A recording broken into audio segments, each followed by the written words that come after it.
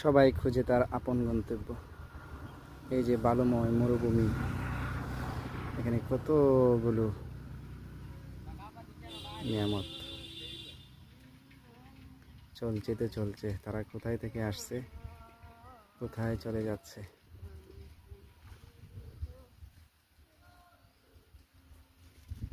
গন্তব্যে যেতেই হবে।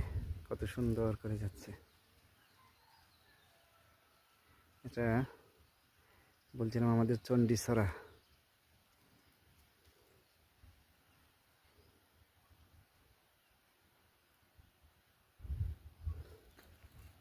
সোনারঘাট, হবিগঞ্জ, সাতছড়ি পাহাড়ের ভিতরে চণ্ডীছড়া। অসাধারণ একটা ভিউ।